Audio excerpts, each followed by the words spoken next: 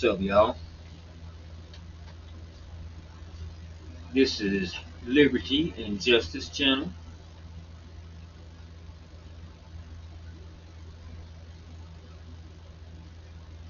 No commentary at this point. Let's just jump right into this video. If I ever sound country, that's because I am country. You got an ID on you, man? Why am I giving my ID? Because I asked for it. I'm asking you for ID. If you don't produce it, I'm going to take you to jail. Please. What?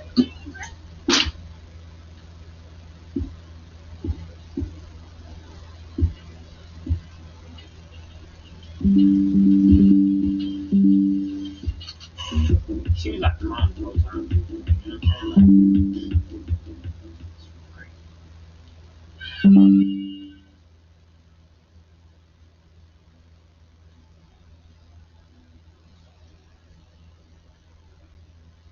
This is weirdo has to like, why am I giving my ID? Like, did you already know the fool was there or something? Like, why did you automatically start reaching for your license? It's kind of weird.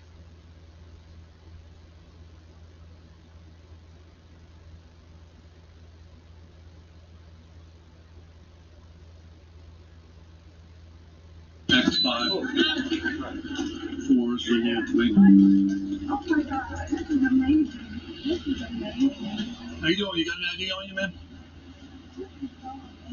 Why am I giving my ID? Because I asked for it. One morning in 2022, a young woman named Kiana found herself in an alarming position and encounter with a police officer who wanted to get violent with somebody that day. Without any prior traffic stop or explanation, a police officer pulls up right behind Kiana, and instead of engaging in a routine traffic stop, he proceeds to abruptly and immediately start demanding her identification. The situation escalates rapidly as the officer, without warning or clear justification, opens Kiana's door and violently pulls her out of the vehicle. A struggle ensues on the ground, leading to Kiana's arrest, and this is that video. Because you asked. Yes, ma'am. Okay, I no longer feel comfortable because I don't even have a problem. Okay, well, I'm asking you for ID. If you don't produce it, I'm going to take you to jail. It's important to remember you are only expected to identify yourself to law enforcement officers when you are stopped on suspicion of a crime or a traffic violation. If you don't have identification documents, you may choose to remain silent if you haven't been legally detained. This officer made so many mistakes it's not even funny. The first mistake was not establishing a legal detainment. He got a call for a disturbance at the park, somebody screaming at somebody else. He showed up and immediately starts demanding this woman's ID. Reasonable articulable suspicion. He had none to get her ID. He only had reasonable articulable suspicion to show up and start an investigation at the scene. The phone call was enough to get him there, not to get her ID. So in this video, a young woman is allegedly parked incorrectly and was involved in a loud confrontation with others about her parking. It's important to consider that the situation involves a non-violent dispute and not necessarily criminal activity. In this case, a mere fact that someone is yelling or engaged in a verbal dispute does not automatically constitute reasonable articulable suspicion for an officer to demand identification or detain the woman or anybody else until he establishes that an actual crime has been committed and he needs to start issuing tickets or arrests. Reasonable suspicion typically requires some indication that a crime may have occurred or is imminent. Yelling or being involved in a nonviolent dispute without additional factors indicating a threat or criminal behavior may not meet the threshold for reasonable suspicion. Officers should assess the situation, gather more information, and only demand identification or detain somebody if there's a reasonable ground to believe that a crime has taken place or if public safety is at risk. This dude jumped the gun, violated this woman's rights, and violently assaulted her. Okay, so let me see your Do you ID. hear this, Mom? Do you hear this, Mom? I'm Ma'am. waiting on my friend and now I'm about to get arrested Ma'am, because I'm not gonna refusing ask you to get again. ID. I'm not going to ask you Do you again. hear this, Mom? He's not giving me a problem. Or what did I do wrong? What did I do? These people can kill me, Mom. And you want me to give up?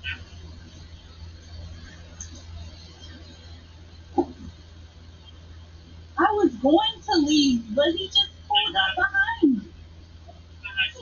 And now he's asking for IDs and stuff. I feel like I'm gonna get killed if I give them my ID. Or they're gonna hunt me. Ma'am, I'm gonna ask you one more time, and then I'm gonna pull you out of the car. And Okay? you're not pulling me out of nothing. United States law generally distinguishes between two primary contexts in which police officers So can you know, use physical pussy, force: nothing when a person is detained or under arrest, and when there is an immediate threat to the safety of the officer or others. Here's an explanation of how a police officer's use of force can be unlawful if the person is not detained or under arrest. With detention or arrest, when an individual is detained or placed under arrest, law enforcement officers have the authority to use physical force to control the situation, ensure compliance with lawful orders, and to protect themselves and others. However, when someone is detained or arrested, the use of force must be reasonable and proportionate to the circumstances. Excessive or unnecessary force can still be considered unlawful, and officers may face legal consequences for such actions. Immediate threats. Police officers can use physical force when there is an immediate threat to their safety, the safety of others, or when there is a risk to the subject fleeing the scene. The use of force in self-defense or defense of others is generally considered lawful if the threat is real and imminent. Unlawful uses of force. If a person is not detained nor under arrest, and there is no immediate threat to safety, the use of physical force by an officer can be deemed unlawful. This includes situations where an officer uses force without a valid reason or in response to nonviolent resistance, such as you're saying. Verbal communication plays a significant role. Officers should generally give clear and lawful orders before resorting to force. If a person complies with these orders, the use of force may not be justified. Furthermore, officers should cautiously assess the situation and adapt their use of force in response to the changing circumstances. Once a threat is mitigated or a person has become compliant, the use of force should absolutely cease. But if there is no threat presented, there should be no use of force. Ultimately, the law requires that police officers use physical force as a last resort and only when it is reasonable, necessary, and proportionate to the circumstances.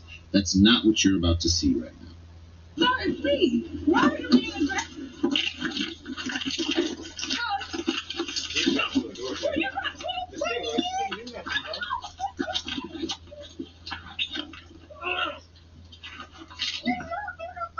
What are you doing? Scott! What? Stop! You're not gonna punch me. You're not gonna punch me. You're not gonna punch me.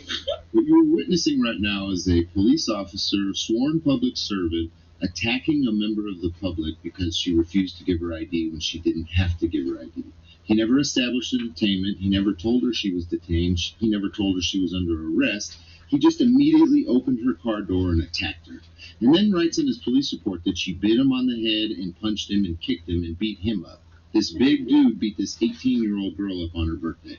The police report says that Deputy Blank arrived on the scene and made contact with Blank, sitting in her car, a silver Chrysler Sebring. Officer Blank, Deputy Blank, requested identification. Kiana refused and began talking to her mother on the phone. Deputy Blank made another request, which was ignored by Kiana, who continued to obstruct Deputy Blank's investigation, ignoring his lawful command to produce her identification. Deputy Blank reached to open Kiana's vehicle driver door after Kiana refused to comply with Deputy Blank's command to produce her identification. Kiana immediately pulled her driver's door closed. Deputy Blank made and attempted to open the driver's door a second time.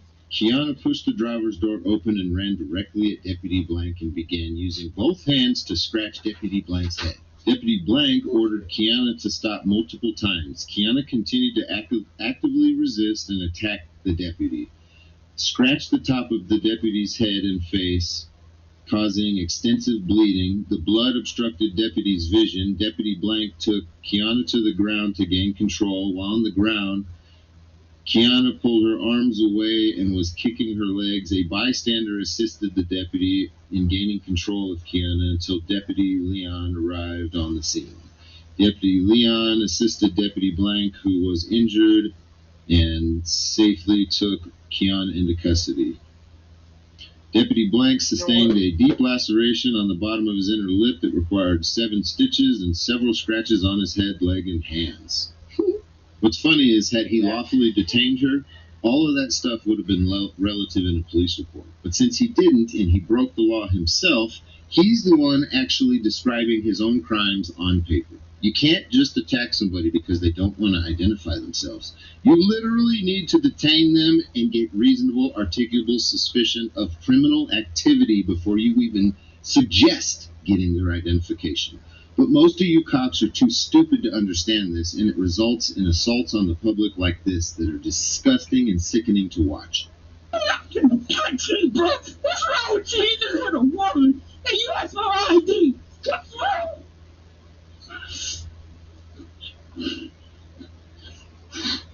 394. What's disgusting is you can hear other civilians run up and assist this police officer without knowing what's going on while this woman is being attacked by him.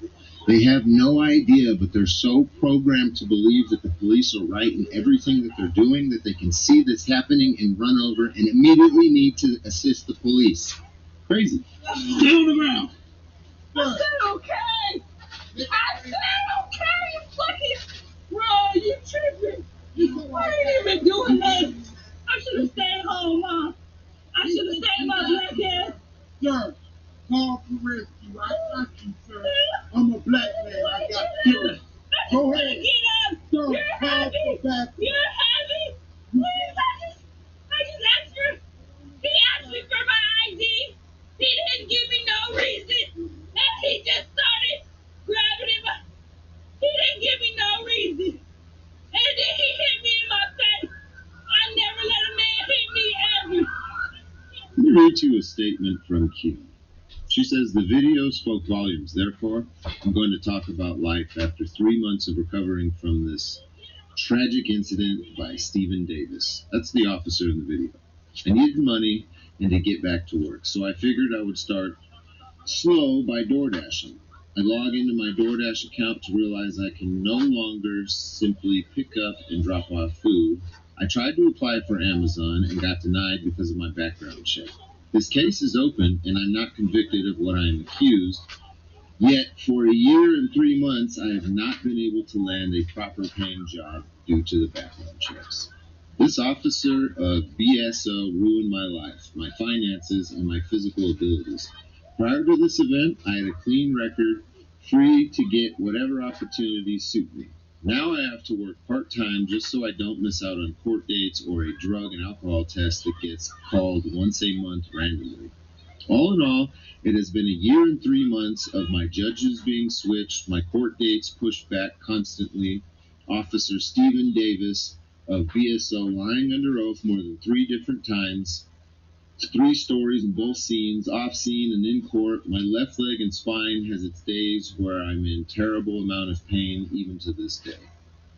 Now, from what I've done in my own research, this Stephen Davis officer whose body cam you're watching right now has been sued at least twice for excessive force in violation of civil rights in federal court, and he has at least 1 or 2 sustained complaints for excessive force and other things. He's a problem, and even in their own blogs, there are other people talking about this guy. He has other victims that have reached out, and I've read their emails. This cop is a problem for the Broward County Sheriff's Department in Florida. If you found this video to be as disturbing as I did, and you feel like you want to redress some grievances and express your opinions on what the sheriff's office has done to this poor woman, I will leave contact information in the description and the pinned comments. And if you would be so kind as to hit the thumbs up and promote this video, share it with other people so they can understand when a cop is out of line and they can react differently in their situation. I'm not saying Kiana acted bad. She acted the way any 18-year-old would, not understanding what's going on when a violent criminal is attacking you in your own car.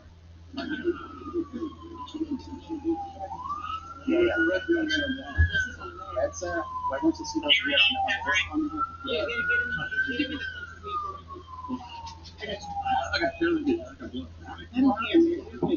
This is like she's big here. Oh, shit, blood. Yeah, it was just blood. You sure were.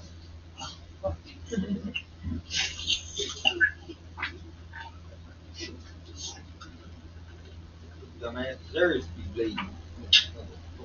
Man, what the fuck? Man, come on, man. Get the hell out of here with that shit, man. Ain't even gonna act like he's victim.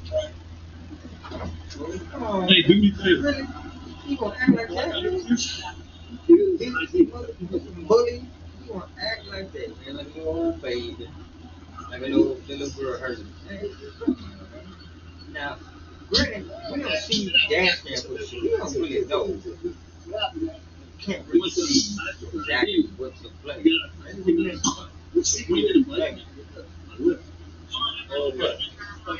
What's shown in this video,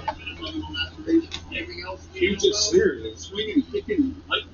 looks to me like this officer was wrong.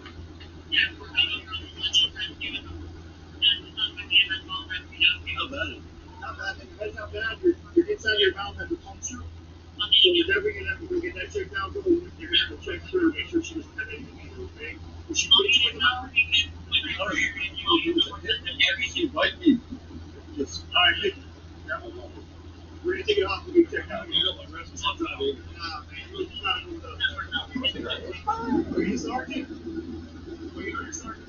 You gotta go with that. I know. Look, this is from Broward Sheriff's Office to Kiana Bria Cooper. I guess after she made a complaint. Please be advised that after reviewing the circumstances surrounding your complaint filed with this office on May 18, 2022, no misconduct was identified. This matter is closed in our office at this time, and no further action will be taken. Sincerely, Lieutenant Alexandra Holmes, Division of Internal Affairs. Now tell me, is this lady retarded or blind? I don't understand how she does not clearly see the mistake that the officer made. I mean, did she actually watch the video? That's all I know. Or she just this is what her typical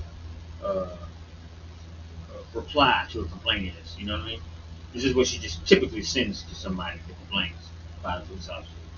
It's probably like her go-to thing right here. She sends this to everybody and don't even check what the hell she's got to be checking. Sounds about right to me, because I had a complaint on an officer, and I complained on paper. Never heard nothing back. A couple years later, I'm emailing the city manager, which is also the chief of police. Tell me how that happened and how it's continuing to happen. It's not temporary. He's been in his position for quite a few years. Anyways, even in an email with this chief, he still denies any wrongdoing on the officer that I complained upon. And it just seems to me like maybe he didn't see the video that he was supposed to be seeing. He didn't check into that.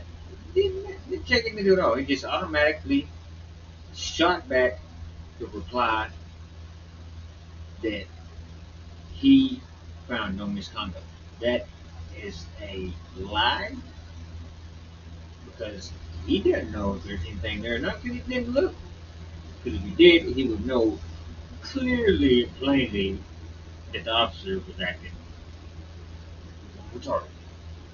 Because you don't take people to jail, first off. You don't arrest people for not answering their questions. Especially right after you get a reply from dispatch saying that the warrant check and all that was all clear. Immediately after that is when he arrested me, because he asked me where I was going. I told him, I don't have to answer your questions. After that, he said, stand up, put your hand behind your back. Okay. That sounds like clear misconduct. Violation, false arrest. Yeah. That guy's a detective now. Shit. Tell me how that happened as well.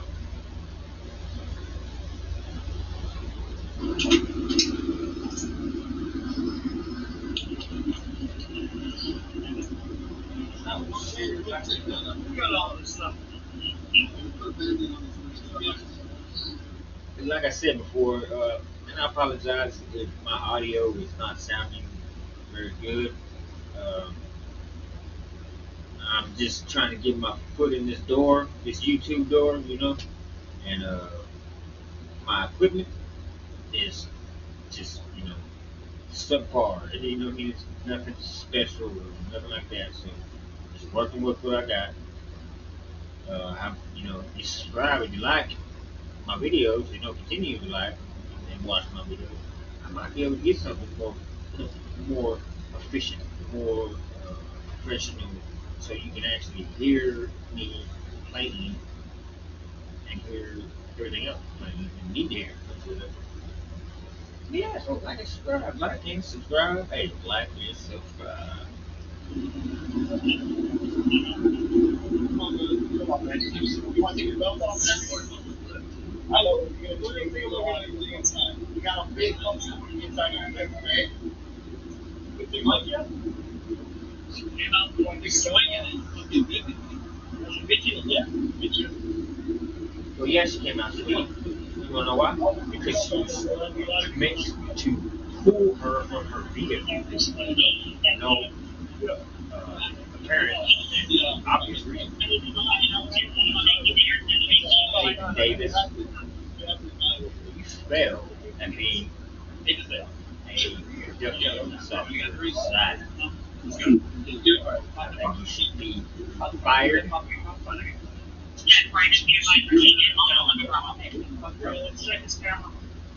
And you should be shamefully displayed in front of citizens in the middle of the town, like they did in medieval days. I think the person in care was using to do everything today, so it's free as you send it. That'd be, a type of punishment that, that'd be probably adults, man. People don't want to be doing it. This thing, if I was locked up, where I couldn't move my head, all these other things didn't move at all, and people were going for the best of that, and shit like that. Whatever they want to do to me, they can do it. Ain't nothing to do about it. I think I was running to jail. Because, man, let's see, talking to weird people out here. They don't tell them what I did to them. For real. Especially if they get you alone.